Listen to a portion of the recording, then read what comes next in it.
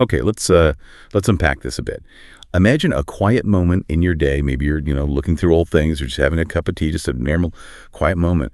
And then something appears that just defies all logic, something incredibly personal from someone you thought, somebody you thought you'd lost forever. It sounds like something out of a story, doesn't it? A kind of whispered secret. Yeah. But for some people, a growing number, actually. It's a very real thing, a transformative experience. Yeah. Now, what's truly fascinating here isn't just the sheer mystery of how do these things appear, but it's also the profound human experience they represent, especially in moments of deep, long-lasting grief.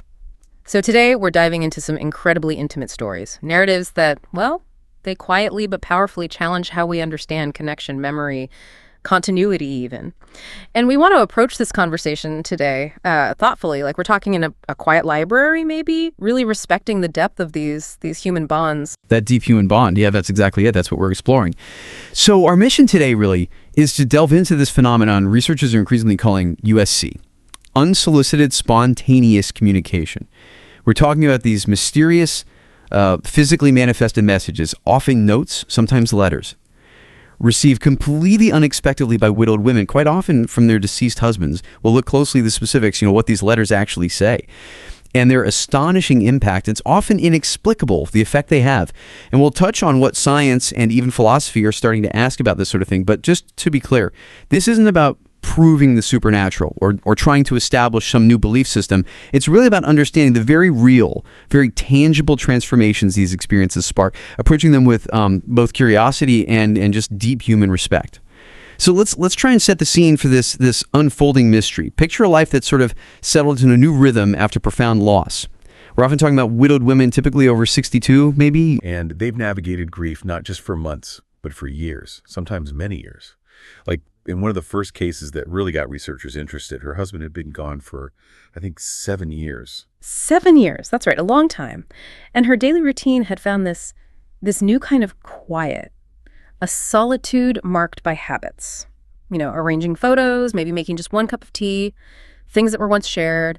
There's a certain stillness, a kind of settled calm, built on memory, acceptance. And then right into that quiet, settled life comes something utterly unexpected. The phenomenon itself is the sudden, unprompted arrival of these physical letters or notes. And crucially, these aren't digital things. No emails, no texts. They're actual physical objects existing in our reality. Imagine finding an unmarked envelope just appearing in your mailbox. Or maybe even more startling, finding a note inside your home in a really personal place, somewhere totally unexpected, somewhere you thought was, just yours. Exactly. The sheer the placement of these things is part of what's so compelling. We're talking about places like a sewing basket that hasn't been opened in years, and suddenly there's a note inside. Or pulling out an old book, one you haven't touched in ages, and a message falls out. One woman found a note inside an old planner she hadn't used for years. It's incredible. And another case, this one's really striking. A message was actually taped to her refrigerator door. Right. Just appeared there.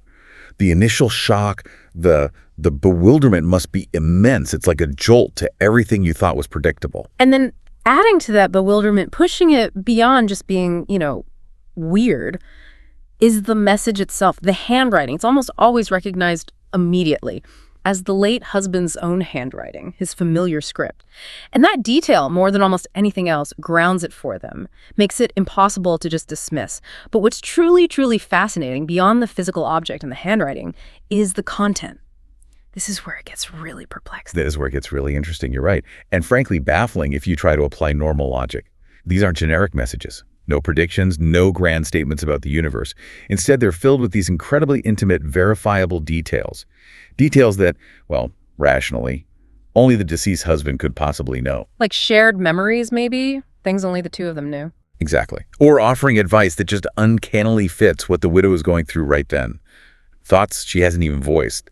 Some letters even mention things about her daily routine, almost like the sender is still, keeping tabs. Keeping tabs, yeah. That's how some recipients describe it. One woman found a quote her husband used to leave on the fridge years ago, a phrase she hadn't thought about consciously. Wow. Another letter mentioned the specific, quite obscure song she'd been listening to that very morning, alone. How could anyone know that? Impossible, right? And what seems consistent across all these different stories, despite how baffling they are, is the immediate, almost visceral comfort they bring. Despite the absurdity of getting a handwritten note from someone gone. The women report feeling this profound solace, this sense of peace, of presence, the same feeling they had when their husband was alive, right there with them. Yeah, they often say it's impossible to explain in words, but it feels undeniably real and deeply therapeutic. It's not just remembering something, it feels like a reconnection, like that thread wasn't truly broken. Okay, so let's dig into some specific accounts now, because these aren't just theories, are they? They're deeply personal stories. Memory, loss, transformation, all woven together. Right. One of the most compelling and actually well-documented comes from Michigan. A woman who lost her husband very suddenly in a car accident, a terrible shock. And for years after, she carried this immense guilt, crushing guilt. Her backstory, which she'd only ever told her daughter apparently, was that she hadn't answered his very last phone call right before the accident. Oh, that's heartbreaking. That would be incredibly hard to live with. Exactly. It tormented her, like an open wound, making the grief almost unbearable. And then a letter arrived, in his handwriting, unmistakably. And the content had these astonishing specifics, things that just defy rational explanation. It mentioned the blue coat she wore the day they first met. A detail she said she hadn't thought about, let alone mentioned, in maybe 20 years. 20 years! Goodness. But even more crucially, the letter spoke directly to her deepest pain. It explicitly asked her to forgive herself for that unanswered call. A burden, she said, that no therapist, no one had ever been able to lift. It was like a release. Her reaction must have been overwhelming. Absolutely. To her, it didn't feel like imagination. It didn't feel like her subconscious. It felt real, a tangible communication that, as she put it, lifted a burden no therapist had been able to touch. And when she eventually shared this, very cautiously, with a research group studying these experiences. The ones documenting these phenomena rigorously. Yes. They documented her case as a clear example of unsolicited spontaneous communication, USC, highlighting that it was unmediated, physical, spontaneous, not like traditional spiritualism. But there's another fascinating one from Colorado. This one centers on scent, a really sensory detail. A widow received a letter, again, mysteriously appearing, with a specific comment about the scent of lavender. Okay. But not just any lavender. It was a particular perfume she only wore on special occasions. It was actually a gift from her husband for their wedding anniversary years ago. Ah, so very specific. Very specific. And the really remarkable part, she hadn't mentioned using it that year. To anyone, not a soul. The letter just said simply, "You looked lovely in lavender as always." Wow. No signature. No signature. But the origin, the connection to him was utterly clear to her, in her heart. And the effect that had on her. It was profound. This woman had become quite withdrawn, solitary after his death, almost hiding away. But after the letter, she slowly started revisiting places they used to go together. She said it felt like something inside her, something tightly bound by grief, had been liberated. Liberated. That's a powerful word. It is. And what's also striking is her perspective. She didn't need to understand how. She didn't obsess over the impossibility of it. Right. For her, just reading it, getting that intimate validation, that was enough. Yeah. It reestablished a connection she thought was gone forever, she said. In itself was an answer. Then there's a story from California. Really heart-wrenching. Anguish turned into peace. Her husband died very suddenly, in his sleep. No chance for goodbyes, no final words. Oh, that's so difficult, that lack of closure. Exactly. And it tormented her for years. This persistent gnawing pain. Yeah. Then one day, she's just cleaning. Mundane task, right? Cleaning the top of an old kitchen cupboard, a place rarely disturbed. And she finds an envelope tucked behind some old boxes. Hidden away. Yeah. Inside, a simple letter. It just read, "You were there for all the moments that mattered, I knew." The handwriting was absolutely his, intimately familiar. But she had no memory of ever seeing that specific note before. The date was unreadable. Did she try to verify it, with experts? She did. She took it to handwriting experts. And interestingly, they couldn't say it was a forgery. The nuances, the pressure, it was too complex to just dismiss as fake. But they couldn't confirm it either. No, they couldn't definitively confirm authenticity. It was ambiguous. But for the widow, honestly, that didn't seem to matter much. Reading those words brought her, as she described it, profound peace. A feeling unlike anything she'd felt in all those years of grieving. A turning point, then. A huge turning point. It actually prompted her to connect with other widows, start helping them cope. It was like her pain found a new purpose through this impossible message. And there's a lovely one from Texas, too, about breaking a cycle of loneliness through a memory. This lady was very meticulous about memories, kept all her husband's photos in a box in the basement, organized. Okay. One day, she finds an old, faded photo from 1974 taped to her refrigerator door. Just there. Yeah. A casual snapshot from an outing. A moment in time. Taped to the fridge. But she kept them in the basement. Exactly.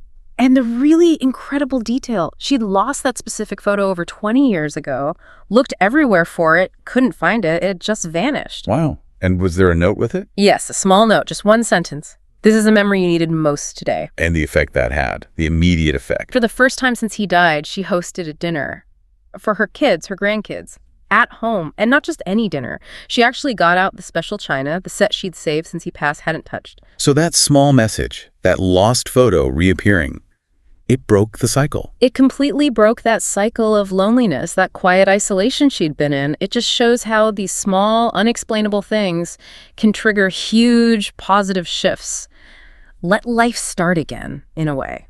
And as researchers looked at more of these, they started seeing patterns, right? These unseen details. Yes, specialists noticed recurring things that deepened the mystery, pushed it beyond coincidence, like the choice of words in the letters.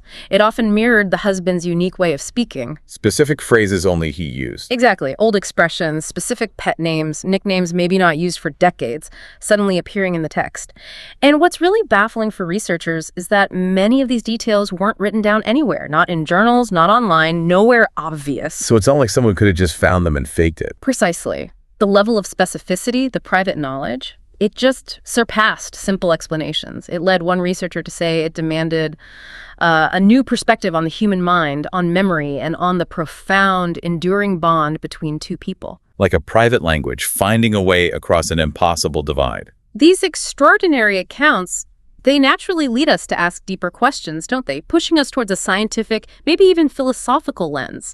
Challenges our view of reality. Yeah, and it even caught the attention of people like Stephen Hawking, interestingly. Despite his, skepticism about non-empirical stuff, he raised profound questions about time and consciousness that, well, they resonate surprisingly with these events. They really do. If you connect this to the bigger picture, Hawking's work on nonlinear time, and his ideas about consciousness potentially being fundamental to the universe, it offers a serious intellectual framework for even considering phenomena like these letters. He really pushed boundaries. Nonlinear time, how does that relate? Well, imagine time isn't just a straight line forward. Maybe it's more complex, like a web, or even exists all at once, the block universe idea. If so, maybe information or moments from the past could manifest in the present in ways we don't understand. A message wouldn't be traveling forward, but appearing from another point in that structure. Okay, that's a big concept. Yeah. And consciousness being fundamental. Right. The idea that consciousness isn't just produced by the brain, but might be a basic property of reality itself, like gravity, maybe. It touches on things like panpsychism. It opens up ways to think about continuity beyond just the physical body. It's really important, though, I think, to be clear about what these phenomena are not. These experiences, the USC ones, they aren't the same as traditional spiritualism, right? Or mediumship. Absolutely not. That's a crucial distinction researchers make. There are no third parties involved, no sessions where someone is actively trying to make contact. So the widows themselves weren't seeking this out. No, that's a key characteristic. They weren't going to mediums, doing rituals, nothing like that. The messages arrived unexpectedly, directly, personally, often showing up in their private homes. That spontaneity, that directness, the unbidden nature, that's what defines this specific phenomenon, sets it apart. Which brings us right to the scientific dilemma. Neuroscience gives us insights, right, about how grief affects the brain. Definitely. We know vivid memories, especially during grief, can activate brain networks like the default mode network. This can create incredibly realistic internal experiences, feeling someone's presence, hearing their voice in your mind. That's understandable neurologically. Right. But, and this is the huge hurdle, those internal brain processes cannot explain the physical appearance of a written message. A memory can't make a letter materialize in a sewing basket. That's the gap, the logical impasse. So researchers from different fields are collaborating now. Physics, psychology. Yes, exactly. Quantum physicists looking at reality's nature, psychologists studying perception and grief, philosophers exploring consciousness. They're trying to explore what they call the intersection between consciousness and objective reality. How could a subjective state, grief, memory, love, possibly manifest as a physical object? Is there a bridge we don't see yet? So what does this all mean for how we see reality?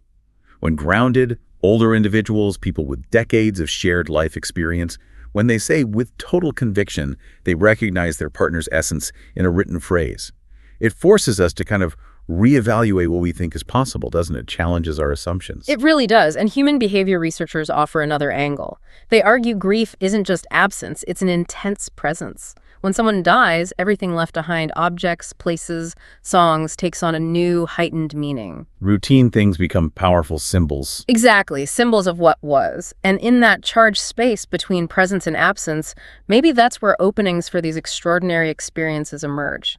Psychologists sometimes call the letter's impact a symbolic catalyst. It triggers deep emotional reactions, profound healing, even without a concrete explanation for how it got there. So you don't necessarily need to prove where it came from to see its value. Precisely. It's enough, maybe more important, to just observe the real, documented, positive impact these things have. And that impact goes way beyond just the initial shock, right? It leads to real transformation, a journey from maybe fear, astonishment, towards acceptance, and then beyond. Yes, absolutely.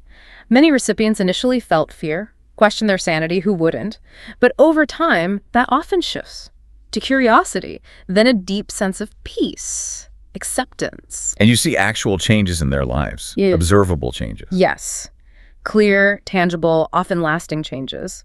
Better sleep, for one. A real relief from the sharpest edges of emotional pain.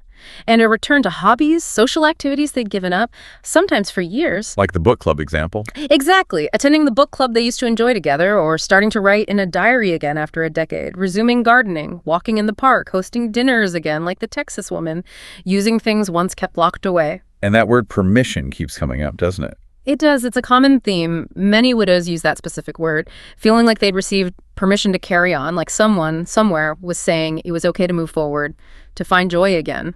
And it's not coming from outside pressure. Yeah. Like family saying, move on. No, that's key. These changes weren't imposed by therapy goals or family expectations. They arose from something deeply internal, personal, triggered by these messages, a kind of liberation authorized by the very connection that they thought was lost. And it even affects things like dreams. Yes, and overall well-being. Some widows reported clearer, more peaceful dreams about their partners after getting a message. Not dramatic reunions, but simple, everyday scenes, like the old days. Like the woman dreaming of her husband reading the paper while she made coffee. Exactly. Just a quiet, normal morning routine. But waking up from it brought a profound sense of calm she hadn't felt in years. A subtle smile. And research is actually looking into this now. Yes, preliminary studies are investigating the potential positive effects on emotional and even physical health. Early results show things like reduced anxiety, better appetite, increased socialization in those who've had these experiences. Which reinforces that core message, right? Yeah, The explanation matters less than the impact. absolutely. The documented benefits to their well-being are undeniably real and profound. And it seems these individual stories are creating something bigger, a kind of collective awakening. It does seem that way. When some cases were shared publicly, on TV or in articles, others started realizing they'd had similar experiences but maybe dismissed them or forgotten them. Like the woman in Ohio with the cake recipe. Right. She found a note in her husband's handwriting inside an old recipe years after he died. Initially thought he must have just left it there, an oversight. But hearing other stories made her wonder, could it have appeared later? A different kind of communication. And she shared her story. She did, wrote about it in a local paper, and received dozens of letters back from other women, thanking her for validating their own quiet, unspoken experiences. Wow. So it becomes a shared thing. Yeah, sociologists are looking at how these intensely personal experiences can become these silent movements of reconnection and meaning. Especially in our fragmented times, it helps people feel less alone, fosters a sense of belonging through shared narrative. It also really challenges those stereotypes about aging and loneliness, doesn't it? Massively. The idea that loneliness is inevitable after losing a partner, especially later in life. These accounts offer a different possibility, that the bond, even without physical presence, can still offer support, courage, motivation. It's not about living in the past, though. No, not at all. It's about finding strength and purpose from what was lived. When a 70-year-old says a phrase in a letter made her start gardening again, or walking in the park, that's showing us connection can remain active, transformative, even after death. It redefines presence then. beyond just touch or voice. Exactly. Presence becomes about the transforming power of memory, of a message arriving at the right time, even if how it arrived defies physics. And mental health professionals are starting to view this differently too. They are, slowly but surely. Previously, these accounts might have been seen as symptoms, illusions, unresolved grief to be corrected. Steer the patient away from the unreal. Right. But now, with more data, more testimonials, a more interdisciplinary view, the idea is growing that these can be natural, even beneficial parts of healing. So instead of dismissing, they're listening. Compassionate professionals are starting to listen, embrace, explore with the widows what these messages mean to them. Some clinics are even creating spaces for people to share these experiences without judgment. Letters, dreams, signs. Focusing on the meaning and impact, not just the objective reality. Precisely. And validating that experience, that personal truth, often leads to significant improvements in well-being. Listening becomes healing. So, reflecting on all this, it feels like it's not about creating some new doctrine, is it? It's more like an opening, a broader way to understand human connection. I think so. There's a kind of wisdom in this writing silence, as you called it earlier, a quiet depth that maybe tells us more than we realize about love, about reality. Even if you're skeptical, the power of the right words arriving at the right moment, that's undeniable. Absolutely. It touches something deeper than just curiosity, places where logic doesn't quite reach. For the people receiving these, it's not about seeing to believe. It's about feeling, remembering what was shared, and what still remains somehow. That enduring presence is what matters. And that quote from Stephen Hawking feels even more relevant now. The universe would not be much if it weren't the home of the people we love. It's such a powerful statement from him, isn't it? A scientist of such rigor. It shows that the search for cosmic answers doesn't exclude human affection. Doesn't have to.